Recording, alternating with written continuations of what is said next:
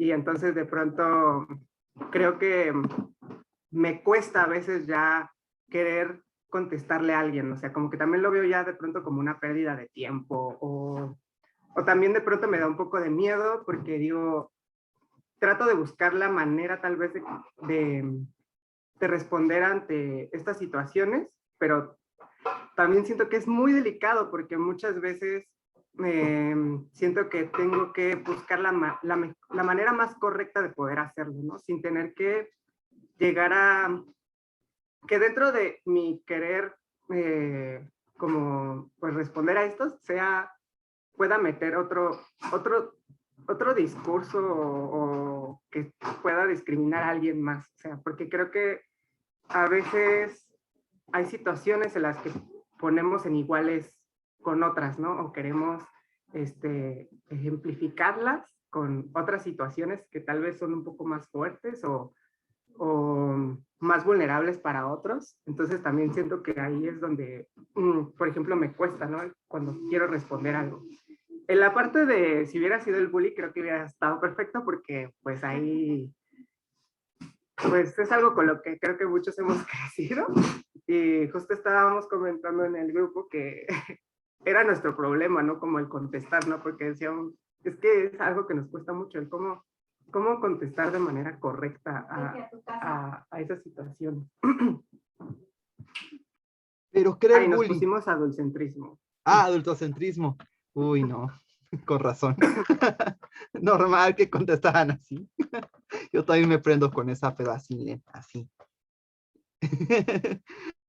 Gracias, Brandon, por contarnos. Y lo más difícil de entrarle a la contranarrativa, narrativa alterna y al activismo digital y a la cuestión de cómo le contesto es no clavarse. El troll va a estar ahí, el troll va a permanecer, el troll va a generar más vistas, más revisión. Pues a veces la mejor arma no es meterle más fuego, a veces. Hay veces que sí es lo mejor, pero es parte de decidir políticamente. En 2018, cuando empezaron las caravanas migrantes, creo que ya les contamos, quisimos contestar todo lo que nos llegaba y era espantoso, ¿no? Luego, en algún momento también publicamos otras cosas de otros contenidos.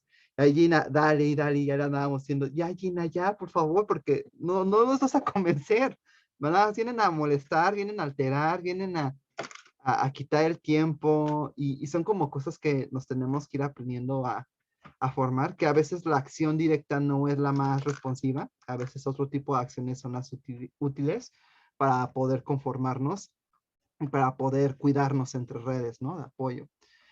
Alguna vez de una organización social nos pidieron como ayuda de cómo responder y lo que les dijimos, pues primero lo que tienen que hacer es cuidarse ustedes mismas porque la persona que había sido atacada seguía respondiendo mensajes, ¿no? Entonces imagínense el desgaste de la persona vulnerada al mismo tiempo tiene que ser la que te mete las manos, pues es muy complejo. A veces primero es cuidemos a la persona vulnerada, potenciemos sus capacidades, potenciemos su autonomía, su propia visión de sí misma, ya después que haga lo que quiera, pero mientras tanto, y son primeros auxilios psicológicos. Yo creo que hubiera hecho lo mismo que tú, Brandon. Así que, pues dale. ¿Qué más nos cuentan? ¿En ese mismo grupo o en otro grupo? Pues yo fui quien empezó como en el papel de adultocentrista, y me pasó que escuchaba lo que ellos me contestaban, y pues yo coincidía perfectamente con lo que me decían, ¿no? Entonces llegó el punto en el que también yo no sabía como qué contestar, mantenerme como en el papel, y ya fue Brandon que siguió, ¿no? También como creo que un poco de su experiencia. Entonces, los trancazos fue entre ustedes dos. Ya los demás después metieron las manos, los quisieron quitar, pero entre ustedes dos se pusieron rudos. Sí, bueno, y creo que algo que no comenté en el grupo es que creo que muchas de estas palabras que nos dicen siempre vienen desde la experiencia y como que como desde su experiencia creen que ya es para todos lo mismo, ¿no? De que, ay, es que, por ejemplo, en el adultocentrismo, que de pronto les decía de que, ay, es que mi papá, antes él salió de la pobreza y trabajaba horas bajo el sol, entonces de pronto creen que como su papá pudo o logró ciertas cosas, ya todos tenemos las mismas condiciones, ¿no? O que todos podemos hacerlo. Entonces, como si eso lo estableciera a nivel general. Entonces, y creo que también es algo que viene mucho en estos discursos que nos dicen. Una pregunta, Ariana, ¿te costó trabajo ser el bully o ser el troll? Sí, al inicio creí que iba a ser como mucho más sencillo. Ajá, Por eso decidí empezar, dije, no, me va a costar más hacer como contranarrativas o algo parecido. Entonces, por eso empecé. Pero decía hace rato que como coincidía obviamente con lo que me contestaban ellos, ya hubo un punto en donde no sabía como qué responder para mantenerme en el papel. ya, Y ya fue Brandon en el que tomó el papel de aquí el agresor, el adultocentrista. ya, digamos que se fue cambiando y modificando. Ya, genial. Muchas gracias a todo el equipo. ¿Cómo les fue al otro equipo? ¿Qué pasó en el otro equipo? ¿Quién se apareció? ¿Qué opresión o cuál normatividad? Bueno, al principio, como que la normatividad, más bien la estructura de opresión que más prevaleció, pues era el adultocentrismo, También. pero cuando entró Gonzalo le dio un giro a una normatividad y él se asumió como el opresor en la normatividad. A mí me agradó mucho porque yo me identifico, lucho con una normatividad en la que me he identificado los últimos años, que es la individualización, que se me hace muy parecida a la de autosuficiencia. Pues bueno, ya en relación a eso, se contestó. Yo le contesté con una frase que me ha gustado mucho, he tratado de ejercerla cada vez más, que es, haz compitas, no compitas. Y pues ya. La que nos escribió Iván en el WhatsApp. Y ahora ya tiene todo el sentido completamente. ¿Cómo les fue, Iván, Gonzalo, Braulio?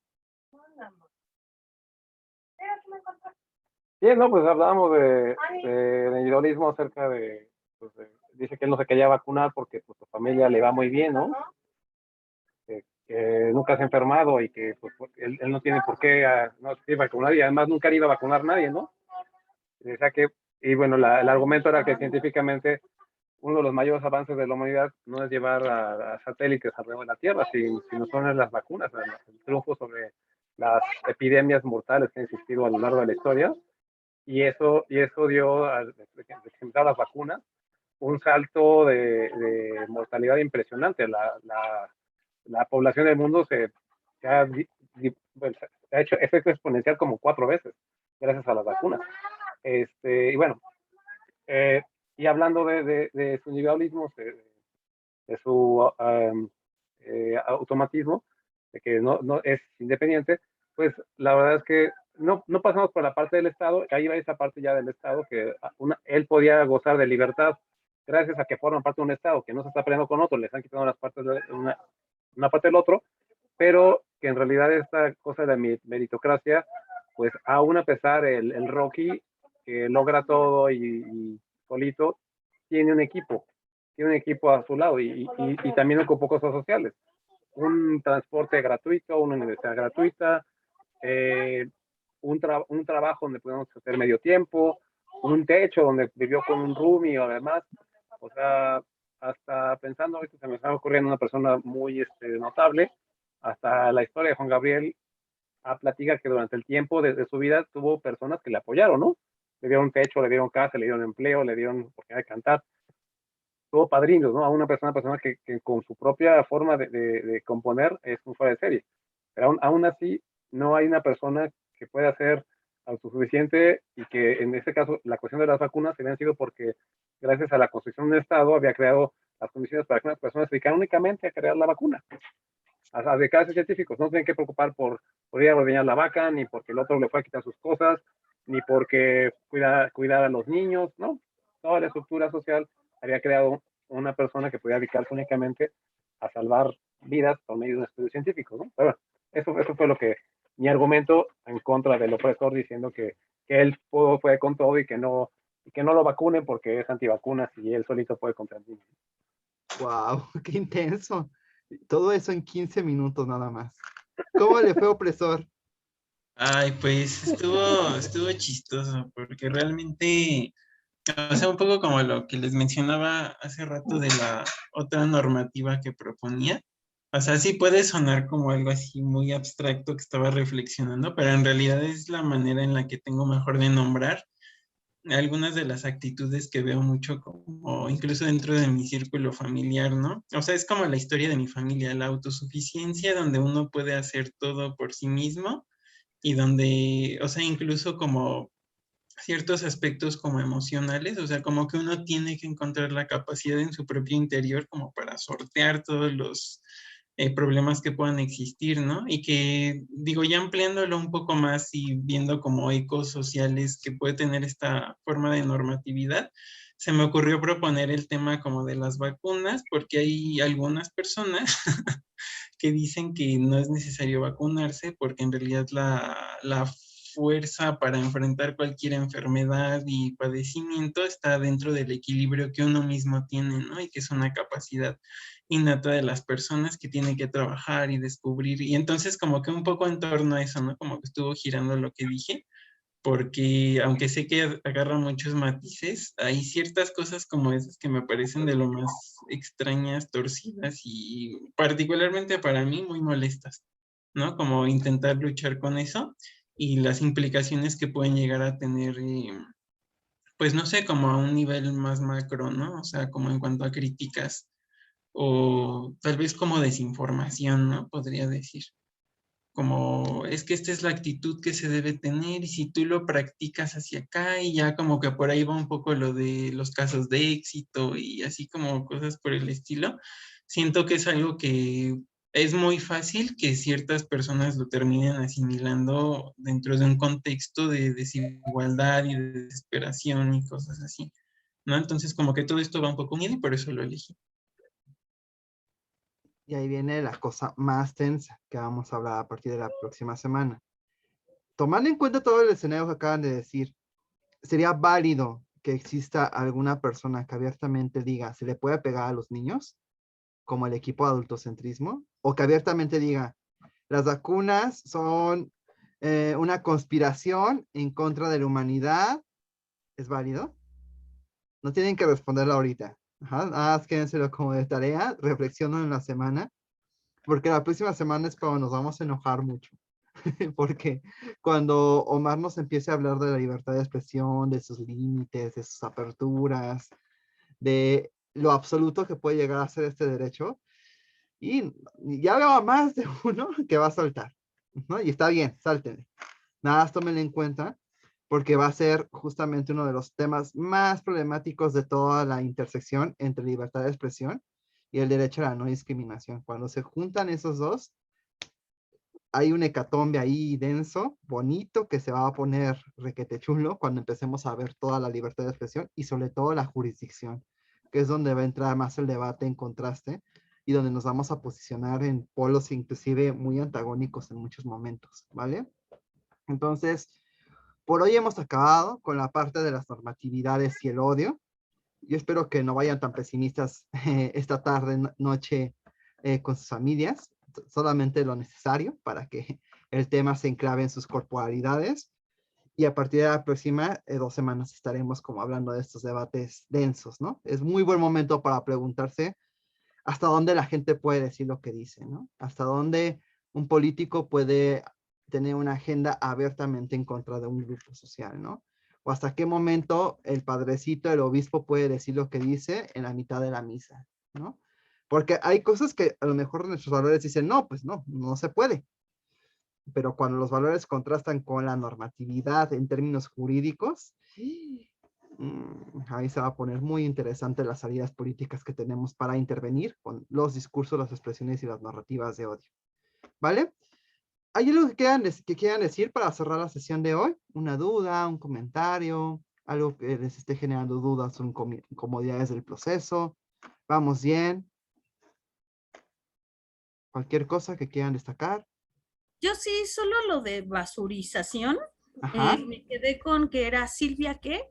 Ay, no, no. Ah, sí, ahorita te la busco. Mientras participa alguien más, la busco, ¿vale? Ok. Iván, mientras busco a Silvia Santiesteban, si no me equivoco, cuéntame.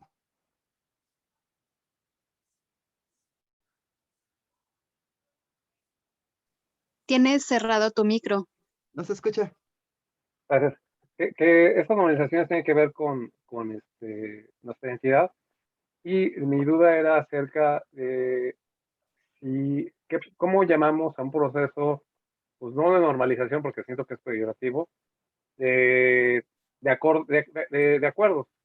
O sea, siento que llamar toda esa parte, de estas formas de opresión, tienen que ver con un objetivo que es mantener a ciertas personas con ciertos privilegios y a ciertas personas no.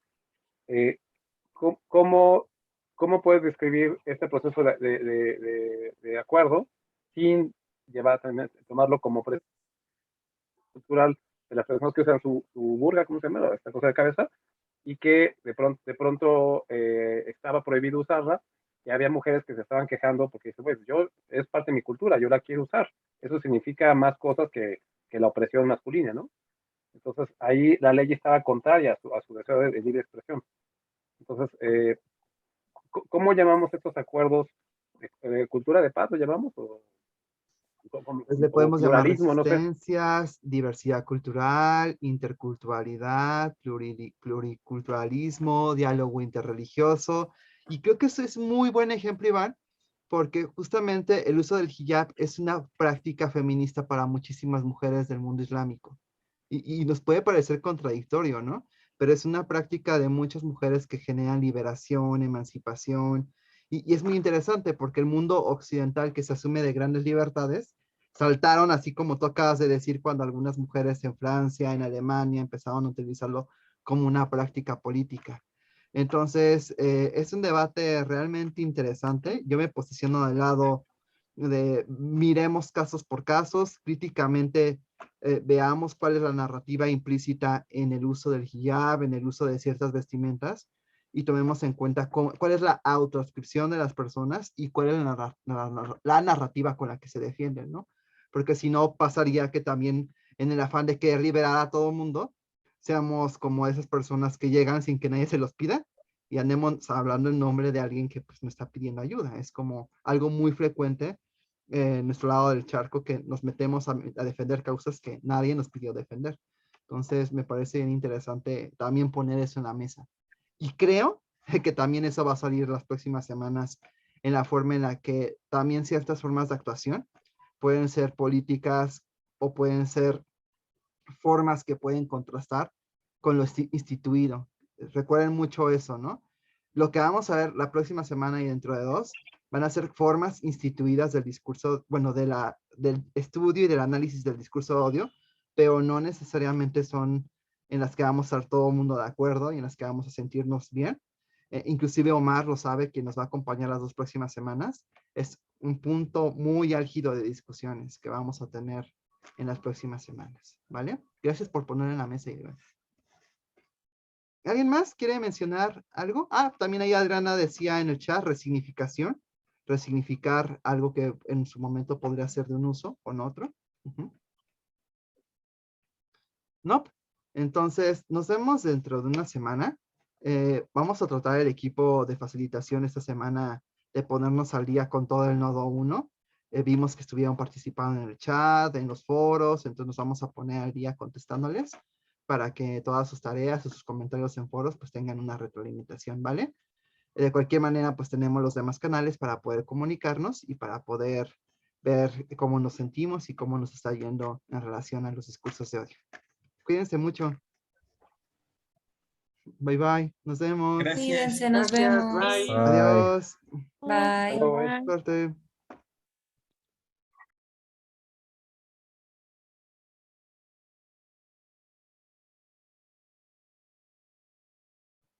Listo, una más. Ujú. Ahí se está grabando, espérenme.